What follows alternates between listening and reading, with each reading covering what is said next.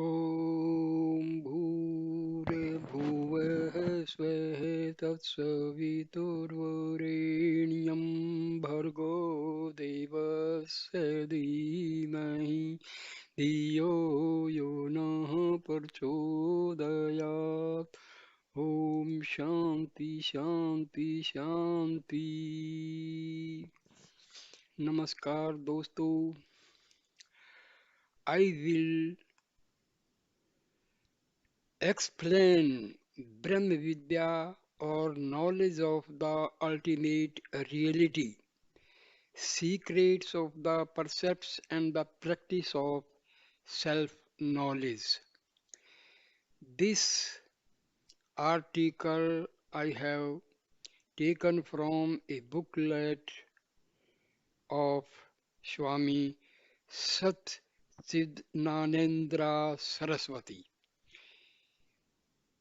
He was a great Jivan Mukta born in Karnataka state, and he was a great Advaitic Vedantist. So I will start the video. What is the greatness of Brahmavidya? In these times, when the knowledge about the physical sciences has grown stupendously, it has become difficult for the people to show respect towards the philosophical science of Brahmavidya, that is, knowledge of the ultimate reality called in Vedantic parlance Brahma. Atma Vidya, self knowledge. Now, rockets which land on the moon also have been produced, but it has become extremely difficult to attain a state of our mind which can reach out to the world of the self or Atma. Really speaking, even in the olden times, Brahmavidya was not within the reach of everyone. Even in those times, someone person among thousands of people was attempting to gain this knowledge of Brahma. Even among those who were attempting thus, some one individual could recognize this reality of Brahma as it was. In order to indicate that it was difficult to obtain this knowledge in the olden times, there was in vogue a household saying, "What do you think it to be Brahmavidya?" This sentence was used by the common people to mean, is that task so difficult as Brahmavidya?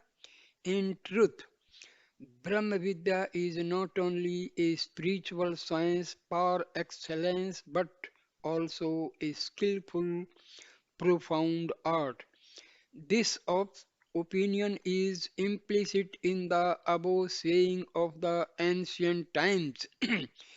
In these present times, when the interest and attention of the educated masses is increasingly directed towards the natural physical sciences, the number of people who dabble in Vedanta, which is truly the science of the ultimate reality, and query in the manner what is meant by Brahmavidya and what does it teach us, is steadily decreasing in the face of the predominant materialistic attitude and approach that the physical sciences advocate and encourage. Brahmadevanam Prathmaha Sambhuva Visvasya Karta Bhuvasya Gopata Sa Brahmavidya Suravidya Pratishthanam Athvayah Jayase Putraya Praha. Mundaka Upanishad. This is a shloka from Mundaka Upanishad. Brahma is the firstborn earlier than all the other gods or deities. He is the creator and protector of the universe. He taught Brahmavidya, which is the substrate for all knowledge, to his eldest son Atharva.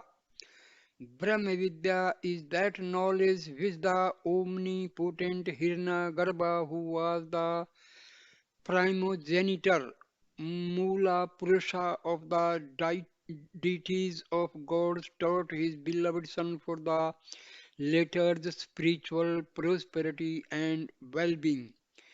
This knowledge is the final goal of all empirical knowledges.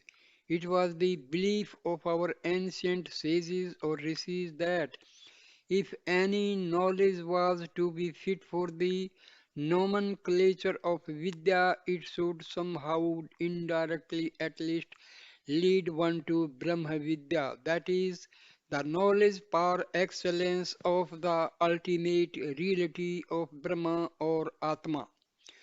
Therefore, in the olden times, the authors of various scientific treatises had to depict as to how the scientific treatise they had formulated or written was a means for attaining Brahmavidya. If it was not done, the honorable nomenclature of a Shastra, that is scientific treatise, was not earned by it. For example, if it is asked, what is the benefit accruing from the science of mathematics? The scholars were arguing in the manner those who do not possess the knowledge of that science cannot gain the knowledge of the positions of the planets and stars, as also the dimensions and the forms of the brick-laid sacrificial altar which are to be prepared in various sacrifices. By the practice of the religious rites or rituals of yajna, that is sacrifices, etc., alone, one gets purity of the mind or heart. By that purity of the heart or mind, one gains the knowledge of the reality. Thus, because it is indirectly a cause for moksha, that is liberation, one should necessarily learn the science of mathematics. There is no doubt whatsoever about the fact that if the ancient sages were to be present in these modern times, they would have had invariably argued in the manner. If the physical sciences too are properly utilized, they would serve as subservient means leading to or culminating in Brahmavidya. Even today, Brahmavidya possesses such a great value and profound benefit or utility. Answers to the burning question, what are the benefits accruing from Brahmavidya, can be had from some sentences of the Upanishads.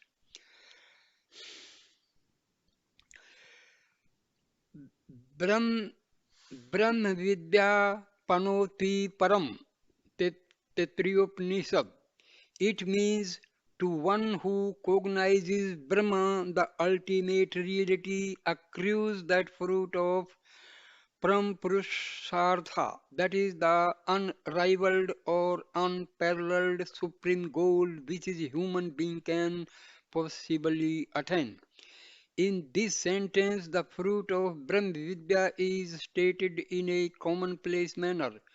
What is meant by Param Purushartha, that is the prime purpose or goal of human existence or life, is not explicitly explained or elucidated.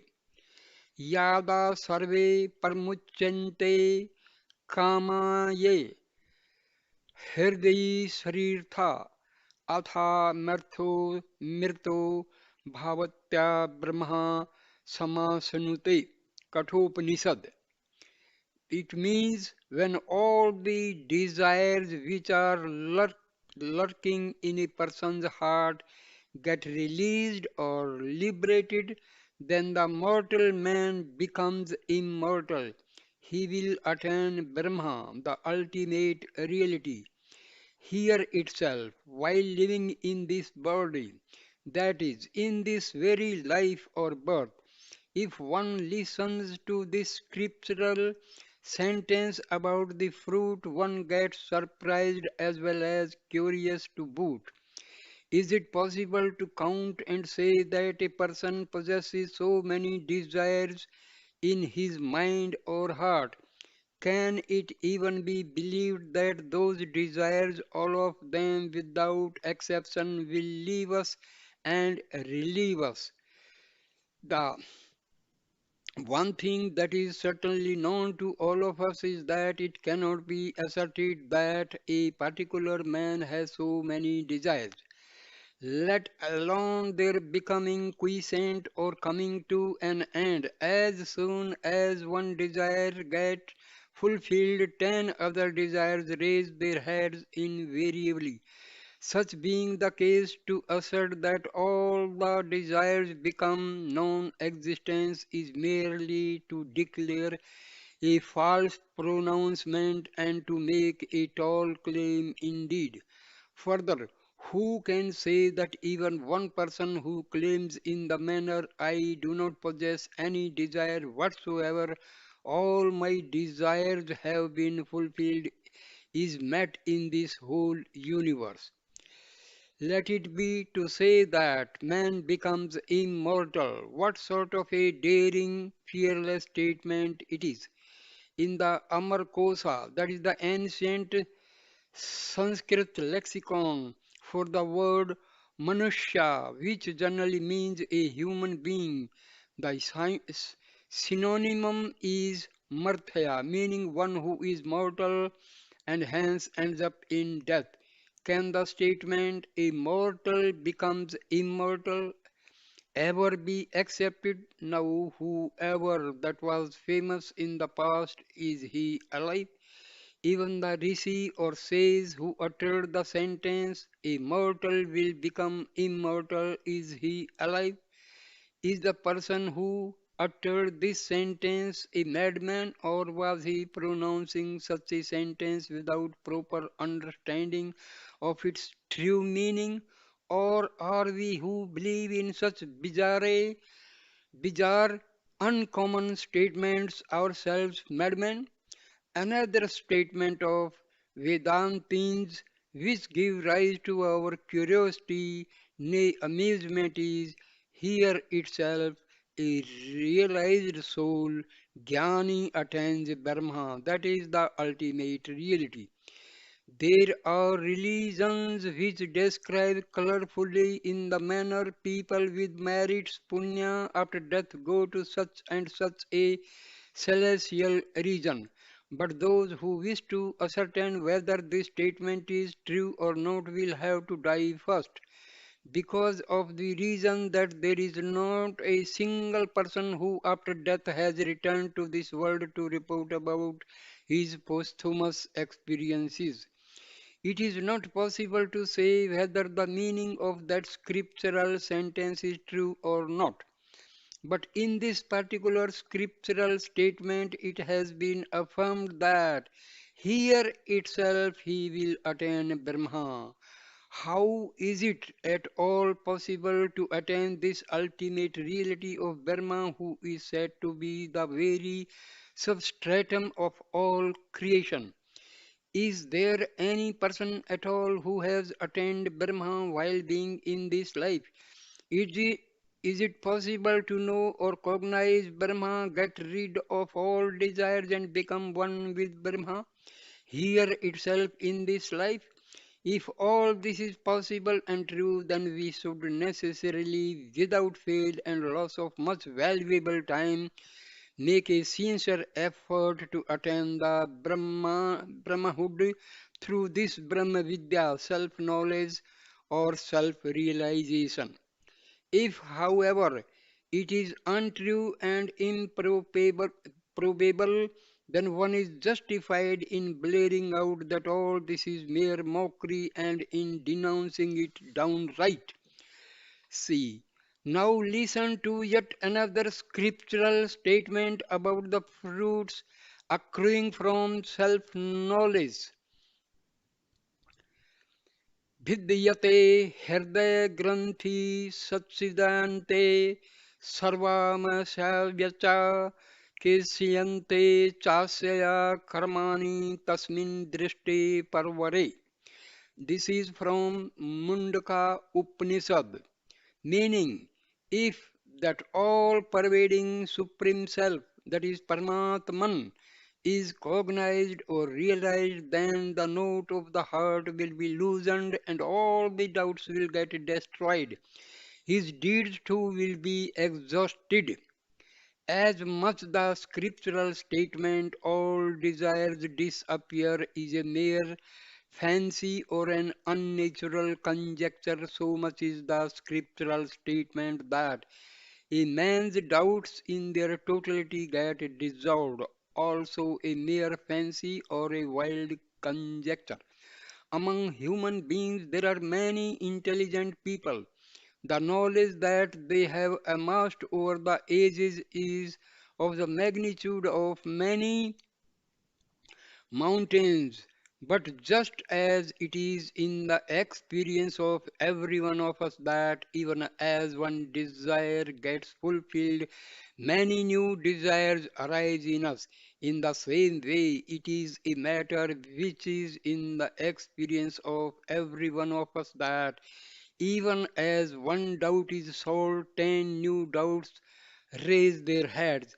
It being so, what sort of a statement, nay exaggeration, is to say that by means of the Brahmavidya, self-knowledge, all the doubts get dissolved at once? Let alone this objection too. Is it possible for all the actions, karmas, to get exhausted or destroyed? The actions, whether good or bad, that man performs in this very lifespan are themselves innumerable. Then who has kept an account or track of the actions that he or she has performed in the past endless lives? If it is compared to these total number of accumulated actions, those actions which are exhausted owing to the person having experienced their fruits are so small in number. Just as a person who takes loans brings day to day fresh loans on compound interest and spends them away by enjoying them, and thereby his loan amount remains permanently unpaid only. In the same manner, among the totality of our actions, sanchita karma, however much we exhaust our actions by enjoying their fruits, the number of those actions which we have not exhausted remain innumerable indeed. Can there be any person at all then who can say confidently in the manner, I have no actions at all which remain to be experienced and exhausted? So far, we have deliberated upon only those doubts that may arise in the minds of those people who are ardent believers in the scriptures and have religious faith in the existence of God, astikas.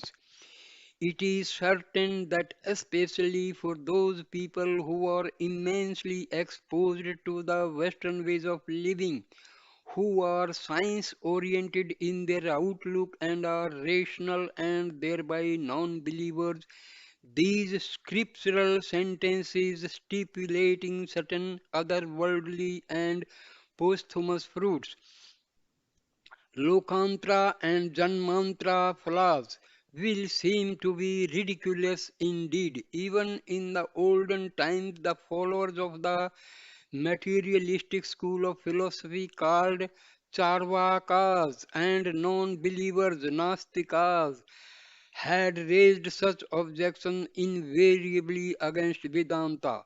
Whoever the scholar might have been that had formulated and founded the doctrines of the Charvaka philosophy, he is Brihaspati. In these days of stupendously advanced science and technology, there may be scores of such Brahaspatis, modern scholars who can outbeat and overwhelm the old Brahaspatis.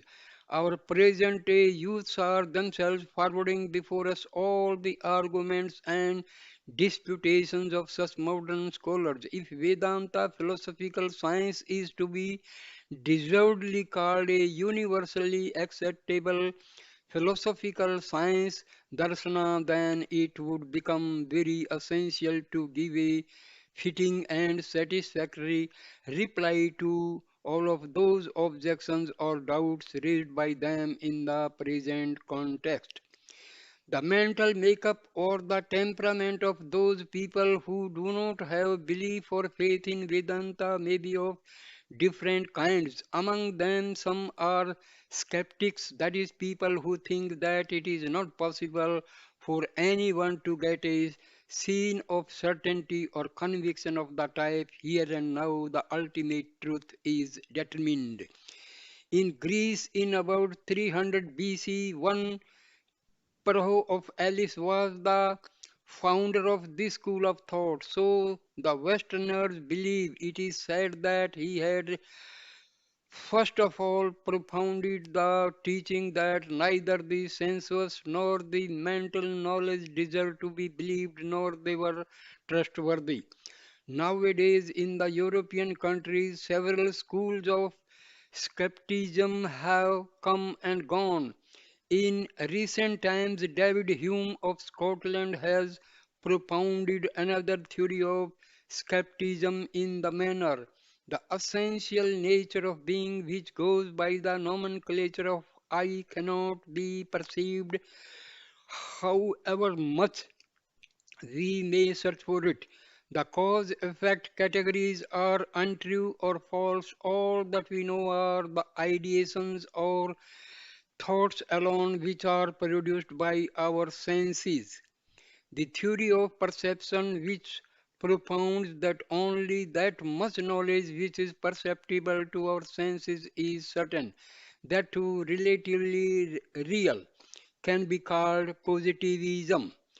This theory was propounded and popularized by a French thinker called Auguste Comte. It is learnt.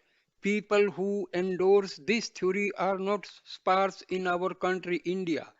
There are many people who call themselves humanitists, and this theory of humanism may be defined as that which is needed by human beings, particularly those aspects only which are needed for the betterment and progress of the human race in general, should be deliberated upon. The opinion of the followers of this doctrine is that the desire to know as to how best we should behave so much is to produce exemplary man in the future is very important. Individuals are not so very important. These people who are those who refute phenomena like gods or deities, heaven and hell, etc. Let alone the topic of these thinkers or philosophers. Now there are many people who believe in the theory of evolution among the followers of the various empirical or physical sciences of the present times. There is no scope of these people having or getting any belief whatsoever in the theories, doctrines, or dogmas propounded by the various schools of philosophy or religions.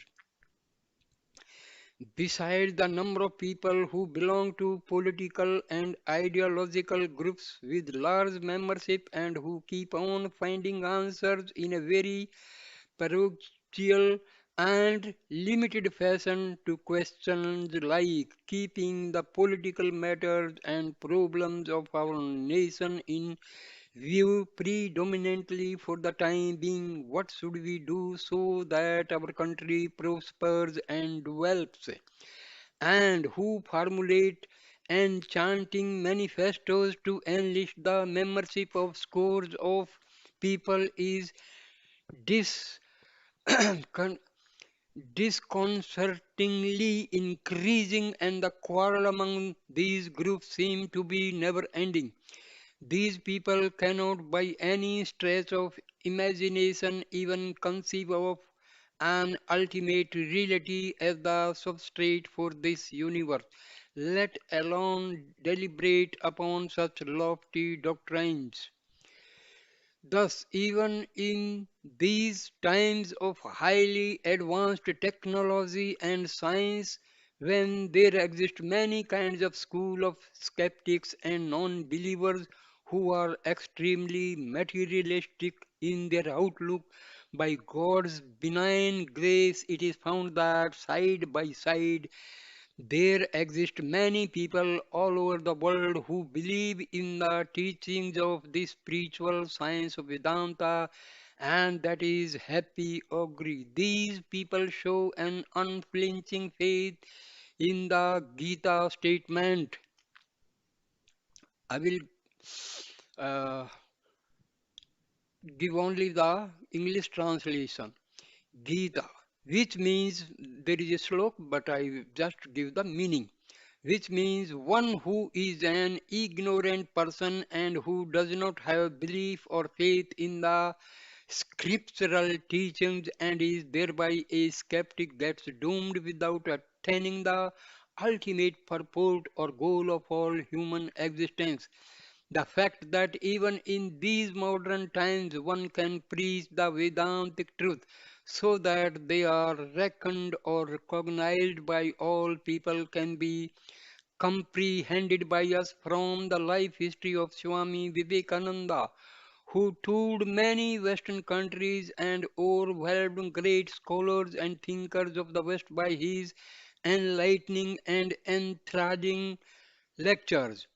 In the next chapter, we will make an attempt to delineate the method of comprehending the purport of the scriptural statements, stimulating certain fruits which were mentioned here in this chapter. Now, I end this video because there will be many videos on this topic, so let us be brief and elaborate. So thank you, God bless you.